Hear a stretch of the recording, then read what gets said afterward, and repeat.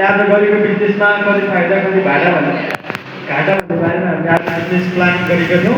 त्यसमा चाहिँ हामी हाम्रो बिजनेस प्लान कहाँसम्म पुग्यो र के भयो भन्ने बारेमा भन्न गइरहेको छु। इलेक्ट्रिक बिजनेस प्लान 1 वर्ष व्यवसाय योजना दिव्य इलेक्ट्रिक सर्भिस धनगढी 18 डिपो बजार फुलबारी। हाम्रो चाहिँ बिजनेसमा चाहिँ उपलब्ध सेवाहरू के छन् भनेपछि हाउस वायरिङ अनि पोइन्ट आरएस 50 अनि कार्यालय उद्योग वायरिङ पोइन्ट रु 100 मर्मत तथा सम्वाद सामान हेरेर 100 देखि 500 अनि सोलर इन्भर्टर जेनेरेटर जडान मर्मत 1000 देखि 10000 3 फेज मोटर जडान 2000 देखि 5000 एसी तथा वासिङ मेसिन जडान तथा मर्मत 2000 देखि 10000। हाम्रो यहाँ सुपथ मूल्यमा विद्यार्थी सामग्री विद्युतीय सामग्रीहरू पाइन्छन्। अनि हाम्रो चाहिँ प्रमोसन गर्ने चाहिँ Facebook page WhatsApp YouTube TikTok and Instagram. अनि जनशक्तिबाट तल चाहिँ हाम्रो साथीले चाहिँ भन्नुहुनेछ। नमस्ते। जनशक्तिमा हामीले व्यवसायिक सञ्चालन 1 जना राखेका छौँ र स्यालेरी 25,000 दिएका छौँ।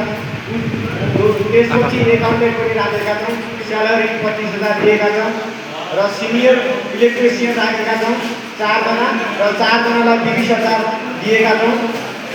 अनि त्यसपछि हेल्पर 2 जना राखेका छौँ, हेल्परलाई 15,000 दिएका छौँ। र त्यसपछि लागतको कुरा रहेको छ। लागतको कुरा घरबाट हामीले 50,000 रुपियाँ दिएका छौँ वार्षिक र मेसिन त थाहा हुन्छ खरिद गरेका छौँ 10 लाखको। ढुवानी खर्च 50,000, बिजुली खर्च हामीले 20,000 दिएका छौँ। सञ्चार खर्च 10,000, कर्मचारी खर्च 1,70,000, ब्याङ्कको ब्याज 50,000 र अन्य 40,000 लगाएर जम्मा 13,90,000 हाम्रो लागत आएको छ। त्यसपछि वस्तु तथा सेवाबाट बिक्रीबाट आएको आम्दानीहरू म तपाईँहरूलाई बताउन चाहन्छु। हाउस वायरिङबाट हामीले 5 लाखको अर्निङ अथवा कमाइ गरेका छौँ। 3 फेजको वायरिङबाट 2,50,000 को कमाइ गरिएको छ।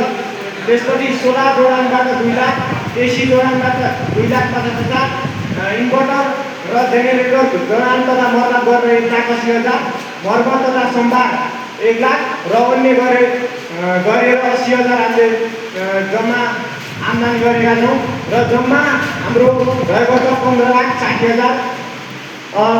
लगानी हामीले ब्याङ्कबाट ऋण लगेको 5 लाख थियो भने सापट्टि हामीले 5 लाख दिएका छौँ। त्यसपछि सो लगानी 10 लाख रहेको छ, जम्मा 20 लाख रहेको छ। धन्यवाद।